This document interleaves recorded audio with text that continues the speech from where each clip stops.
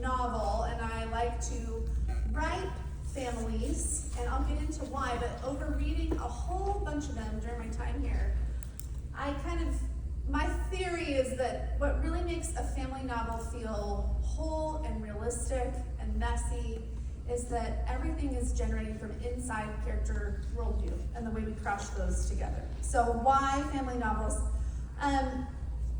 Families are a universal origin story. Whether you had no family or you had a horrific family or a fantastic family, wherever on that continuum, we know that like the people we have received caregiving or don't from affect us for the rest of our lives and the way we function for the rest of our lives. So as a mother, it's my job to do everything I can, not just to like teach and kind of download, but provide for my children the experience of their inherent worthiness, their right to agency, their dignity as humans. And so raise your hand if you feel like that's what you got from your parenting. Okay, pretty good. And then if you had siblings, do you feel like you got the same parenting as your siblings? You may have different biological parents, but no two siblings are getting the same set of parents, right? Even if they're the same biologically. I'm really glad nobody raised their hand because I was going to be like, we'll talk about it later. I'll excuse you of that notion. So I think that art is one of the things in culture with which we are trying to reparent ourselves and reparent ourselves as a community and society. And so a family novel is a great way to explore these kinds of nicks and cuts and strengths that we have and the source of them. We can explore ourselves in all our biopsychosocial, so body, mind, spirit, and the way we connect. But it only works if people will read them. And we want to read books that are interesting and engaging, and writing a family novel does not mean that your novel comes with all of that just built in.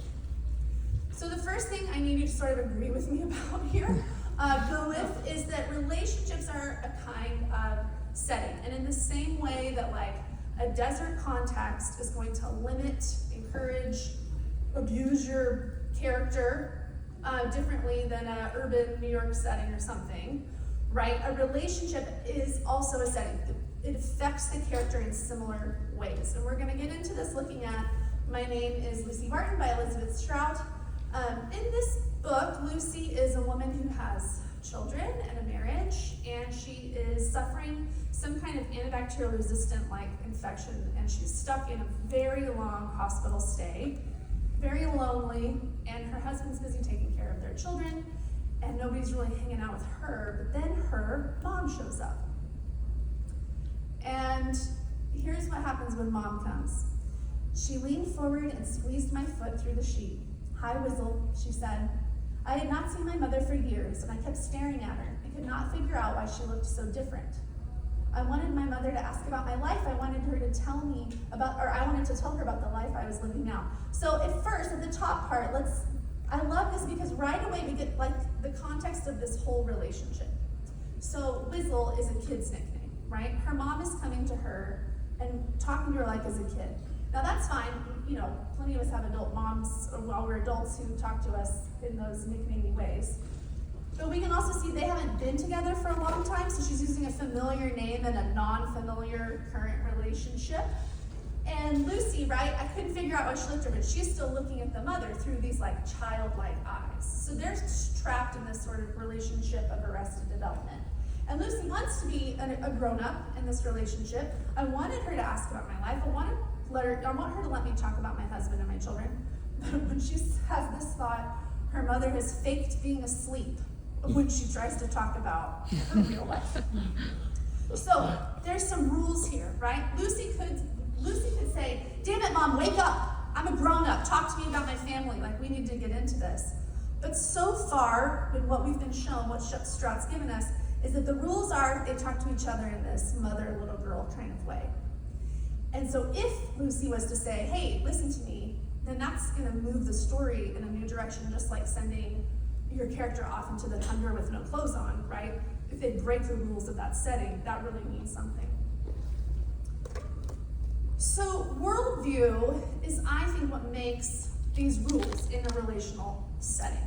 And worldview is not what we hate, prefer, choose, but it's the lens through which we process everything that's kind of operating on a subconscious level most of the time.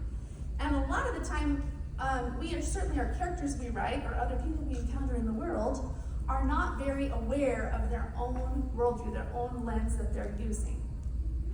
So if that makes the rules, then the conflicting worldviews in your characters are what help create tension. Think that when these rules are generated from inside a character, and then you have to creatively reveal them so the reader knows who we're dealing with, and then consistently apply them, then we get characters that are memorable and plots that are high stakes and believable. And if a family novel is going to kind of do that work in someone, it's going to help me see myself in a new way, which for me, that's the definition of success. Then it needs to have some believability. Okay, I'm going to have you participate a little bit here. This is an exercise that I stole from a family therapist's office where we were handed a whole bunch of labels and given the names of our children on different pieces of paper, and we had to assign the labels to the different people in our family. So I'm going to have you just write the names from either your real family or a family in one of your projects. It could be friends that function like family, kind of down the side of the page. And then I'm going to read off some labels. Now I'm going to go through them somewhat quickly for our time, but at the end I'll have a little link if you want to play with this later, some more in depth. Okay, Goody Two Shoes, Baby Bear, Black Sheep, Little Miss Perfect, Know-It-All, Slacker, Golden Child, Problem Child, your jock, your prima donna, go a little faster, the robot, crybaby, daddy's little girl, mama's boy, weakest link, sporty, posh, baby, scary, ginger. Those are just the Spice Girls. Okay, so now we're going to kind of look at what we have there and ask some questions. Is anyone looking pretty one-sided? Is anybody coming off like a clear villain or a clear hero? Are there physical traits that contribute to the way that person is labeled? And if these characters are in your work, is that how the character sees themselves, or is that just how everyone else talks about them when they're not in the room? And if you're writing them, like, is that how you want? Are they coming off how you want them to? And what is that character doing that's playing to or against the labels? And why do they do that? So like this is how we get into that sort of underneath the inner workings, that uncovering that worldview inside a character. 2 quick, fun examples for you. Our baby bear, this is Mona Lisa Saperstein, Jenny Slate's character from Parks and Rec, Money Please, right? She's an adult, spoiled child, right? And we can see why, because Henry Winkler, her dad, gives her whatever she wants, right? When she says money please to him, he says, here you go. So if she was to suddenly, I don't know, start a charity and sell all her things, right? That's probably an important plot point in that episode, yeah? And then here's my favorite Boy Scout, Michael Booth. He's the one altruistic kind of character, the one who's really trying hard to do things the right, pure-hearted way in this family of narcissistic thieves. And every plot of that show comes out of that conflict inside Michael Booth of like, am I going to be this person I want to be, or am I going to succumb to my family name? So there's a lot of ways to either develop this from the get-go or to kind of reverse engineer, like look at what you've given a character to do and then figure out, well, why are they like that? I'm just mentioning a few here for fun. Quickly, I could spend so much time on attachment theory, but quickly, the T, okay, in the middle, low avoidance means your people and your family who gave you care did not talk about things. Like, I did it this way in the practice too. It's the opposite. Either they were super avoidant or they weren't. You could talk about things. Or they were super anxious or they weren't. They were able to handle themselves. And that kind of caregiving is going to throw you somewhere on this plot, right? So if you want a character who's like super well functioning and secure and kind, then they're gonna need to have experienced some kind of balanced caregiving at some point in their past. Maybe, or maybe they had experiences that cobbled that together for themselves. You could use the Enneagram, or astrology, or religion, or even stereotypes like we just saw with our Boy Scout there, right? As long as you get into the why and get deeper than just that kind of surface level. Okay, so once you have that kind of playing in your mind, you're going to use your writer's tools, right? You're going to use the things we do to write books to then reveal and apply this worldview to the characters' actions and interactions. So first, we're going to look at a scene. In Joyce Carol Oates' We Were the Mulvaneys that Jill had me read, this is a big, fat stack of family lore and like all the things they would need to take to the Goodwill. It's this mid-century family, 3 boys, 1 girl. Interestingly, that's exactly my children, my family. And in this story, the daughter, Mary Ann, is date raped after a school dance in a chapter that's called Strawberries and Cream, which is great already. And the novel unfolds kind of around how everyone is dealing with what has happened, and the repercussions go way into the future. Like, this is pretty sweeping. Okay, so this scene happens. Mary Ann she's been through this assault. She comes downstairs in the night to like get a glass of water from the kitchen or something, and the cat has left a dead mouse. With some tissue, she lifted the tiny heart from the stained carpet and located other part-devoured innards amid the clutter in the hall, part of a sinewy little tail, and carried them at arm's length into the bathroom. Did not look at what she held, but dropped it into the toilet and flushed. A stab of nausea returned, like a fist rising from her bowels, and she saw again the shadowy back seat of the Corvette, a boy's thin-cheeked, contorted face, and angry eyes, but she did not want to weaken. She did not then begin to vomit. She was all right. So the way she's handling mouse guts is telling us something about the way she's handling what happened to her. She doesn't run upstairs and say, "Dad, come here, quick, this cat left mouse," right? She deals with it herself. And that proceeds to affect the story.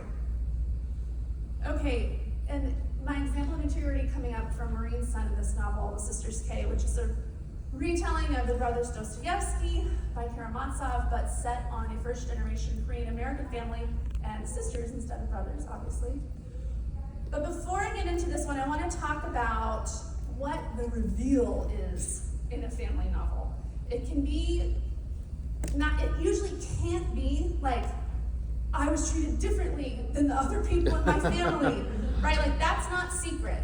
We all knew that. We all knew that going in. That kind of a secret can't be the big reveal. That's the starting point. That's what we already understand. What's interesting is what it does to the characters and how it affects them moving forward.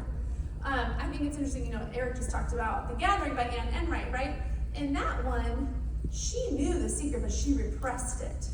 She began to lie to herself about what was real. And a lie can function as a reveal in a family novel in an interesting way. I have a friend who, all through her childhood, her mother told her that the man the mother was married to was her real dad. He was not. And everyone in the family, including my friend Beth's older siblings, knew that's not her dad, right? So if I was to novelize her life, I'm playing with, is it that, am I showing the reader that everyone else knows? Am I, you play with what the reveal is carefully in this kind of story, because mostly we know what's going on.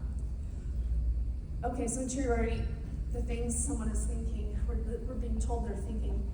In this book, the dad is terrible. He's a terrible, cruel person. And he treats the daughters incredibly differently. And they're all very, very aware of it. Creates a lot of tension. And the middle sister, Sarah, has been assigned to be the golden child. She's the one he wants to achieve, to do all of the things, but he talks to her like she's absolute garbage trash. He says horrible things to her. He puts her through humiliating experiences. And so even though she achieves everything she's been told to go do, this is how she's thinking about herself.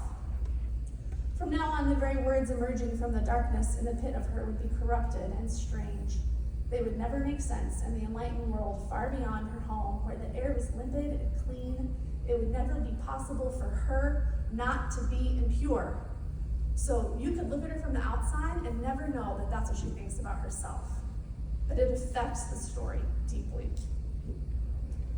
Okay. Dialogue when it plays with interrogative family novels is especially fun, right? Like we're thinking one thing, but we say the other, which is delicious and crazy. This is from the Wren, another Anne Wright book. And in this book, we've got three-ish generations of women, mostly mother Carmel and daughter Nell. And Nell is in an abusive relationship that she wants to get out of, and we want her to get out of as we read about it. And she has a regular, like daily almost, relationship with her mom. And the tension is her mom gonna help her? But they're having dinner together, and this is what happens. Especially, she doesn't use quotation marks, which is just mean, but she gets away with it because Anne writes school like that. Okay, especially women, you're always saying it. There is not such thing as always, Carmel, the mom says. And there's more to life than being sensible, I say in a sensible voice, because Carmel has gone cold on me, and I feel it like a slap across the face, an actual blow. It is like we are in a different room. The color of the walls has shifted a tone. The place is larger and more blue. I go back to the salad and stab at it. What do you think of the broccolini? Yeah, good. When we are finished, I clear and stack and wonder why we cannot save each other. Two people who surely need saving and whose love for the other is absolute. Because I do love my mother. I love her so much, it appalls me what I am about to do now. I say, Mom, I think I need some money. So she's trying to find a way to get what she needs to get help out of this woman who loves her. They know they love each other, but the tension is they need each other and they just can't quite get there. I love to, what a great description of that feeling, even when you're an adult, of being a child who knows they're in trouble. Like I've officially entered the danger zone here. The room changed color. We're gonna stay with Nell and Carmel here to talk about plot. So family novel, when you clash worldviews together, you're also dealing with some kind of pretty dependent relationship, right? The people around us, the people who raise, whether we decide to totally reject them or totally embrace them, whatever it is, they're having a huge effect on the way we think about ourselves. So this is a parent-child situation, right? And like I said, the tension is they both need to help each other, but they can't quite get their arms around it.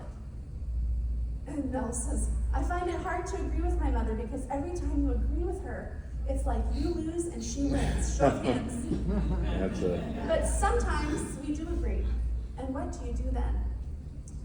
I go back upstairs and hug my mother, who gives me anything I want, but only if I can tell her what it is, which is tragic. And that kind of tension drives this whole plot forward. It's pretty backstory heavy, and it gets into the, well, how did they get this way? Okay, and then continuing with plot, that was parent-child, let's talk about siblings. So in a sibling relationship, there's still that dependency. It might be an actual parentified child kind of a dependency between siblings, but there's always at least this idea that, if something is or isn't true about you, then what does that mean about me? That is generally in play in some way with siblings. So, this one really kills me. So, Esther is the youngest sister in the Sisters K, and she had an experience in that lovely top quadrant of the attachment theory chart we wish we could all have been in, right? Where she had some consistent, kind caregiving from a neighbor. And she has a little more self-possession, a little more kindness available to her, and they're talking, and they're stuck in this situation because their dad is dying and holding over them. Who's going to be the nicest to me because I might have a big inheritance to give? You are very intelligent, Esther said quietly. You do notice more than most, but you don't see that I was afraid too. I couldn't say no or yes. I didn't want to be with other people. Sometimes I still feel that way, but I'm not afraid anymore. Not like you are. Not like you say you are. So she's got a lot of self-awareness and others' awareness. She's trying to show her sister, I see you. But let's see if Sarah, who thinks of herself as impure no matter what, she can't accept it, right? Sarah sighed and her sigh curdled into a groan. She wanted to laugh and scream. Talking to Esther was neither illuminating nor cathartic, but a depressing confirmation of her bleakest ideas about herself. There was also something unsettling about Esther's role in this redundant insight that she did not understand. Her sister was a part of her, and yet remained a stranger, like a new somatic condition, a ringing in the ear whose provenance and significance were troublingly obscure. So good.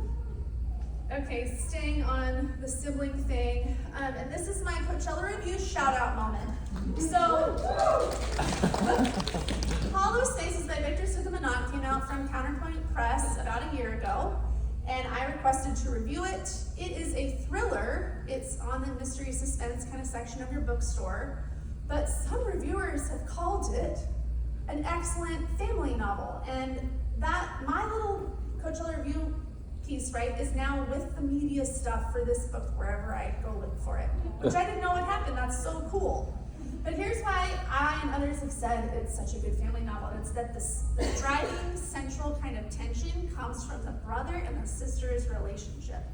So in this story, Hunter the brother and Brennan the sister have a dad who's passed away, but like 20 or whatever years earlier, he was on trial for the murder of his lover and was acquitted.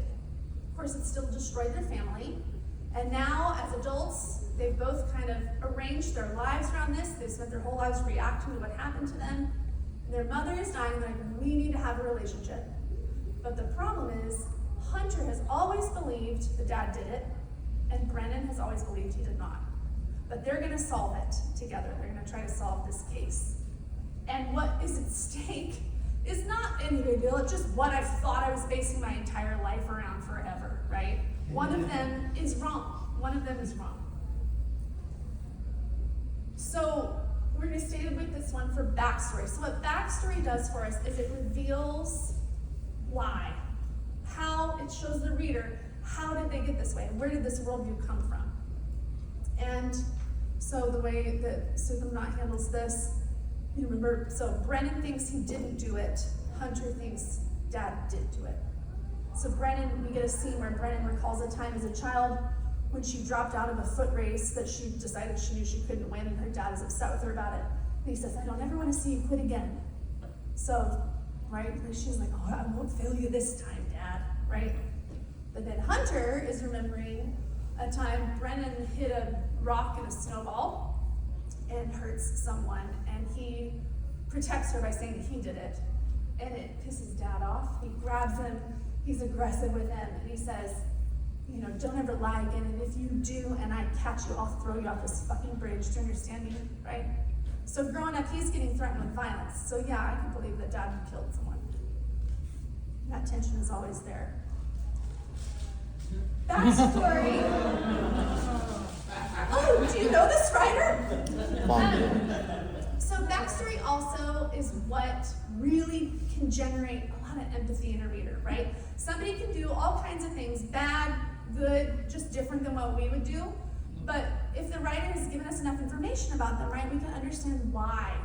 And we can have that experience of empathy, which expands our own worldview, which we could use, right? We could use a lot of that in our culture right now. I picked this one because this, you know, is a murder book. Spoiler. And Sal Cupertine is this gangster dude who has to go into hiding, right? So it's like he's done a lot of bad things. But we feel for him, and one of the ways one of the reasons is that little Sal watched his dad fall off a building, murdered by his like mob people, and that'll mess a kid up. Okay, that'll mess someone up. He also is someone who cares deeply about his own relationship with his son and his wife, and we want that to be whole. We don't want what happened to Sal to happen to his kid. So then at the beginning of the third book here, Gangsters Don't Die, we get a look at Sal's dad, Billy, in those moments before he took that fall that Sal saw from the back seat. And this is Billy thinking he's about to go up and try to, spoiler, really, he's gonna go try to quit the whole thing, run away. He looked into the back seat again, Sal's head down in his coloring book. Maybe this would be the last day his son ever saw Chicago. Last day is Sal Cupertine anyway. Maybe he'd come back as an adult with a new name, barely any memories of this time when his father was in deep with this gangster bullshit. Who would Billy be by then? He saw himself owning a bar. One of those, places where you could get a decent steak and a cold beer, and on weekends, a little spot out back for barbecues. Or he'd be dead. And so then we go into this last installment of this story with even more hope that maybe, finally, poor little Sal will be okay. Okay, so if your characters are coming off flat, if your relationships are lacking some tension, if something's feeling just a little shallow and not quite right, it could be that you are not paying enough attention to this interior worldview piece. Or they're all too similar. That's another possibility. Okay, this is my plea to you to please have, if you're gonna write in this space, some psychology or therapy trend knowledge. Now, therapy trend is an important thing to address. Like, everyone thinks they're a real psych and therapy expert, right? Then we get these like quick little bites on Instagram or whatever. But if art is part of how we reparent ourselves, the last thing anybody needs is more shitty parenting, right? We don't need any more of that. And you can do, I care a lot about how people experience themselves in a piece of work and what that does for them as a person and all the people that they have care for. So remember too, that movie, that was very sweet. But also, the people who buy the most books right now are middle-aged and older women who are educated, and we need to get enough therapy. Okay? Like, if you've got some family development or some human development thing that's like way off base, not only will I probably not finish reading it, but I'm definitely not going to tell my friends about it. Whereas I told all my people who would maybe never read a crime series how great Gangsterland is, right? Because it has this reality to it. Here's our Indiana Jones, our Han Solo, Jack Ryan. What is he now? What is he now? A therapist. Like, let's get with it. We gotta know about ourselves now. And if this isn't, I'm gonna have a little, I have this QR code coming up. You can click if you're interested. Some of my favorite resources on this stuff, and also that label exercise. Okay, so does all of this mean that your characters need to be therapized, psychologically sound, or know themselves at all? Please God, no. Because watching healthy people be healthy is great at the dinner table and can be very boring on the page. Not that I would know anything about that. And that's it. Thank you so much.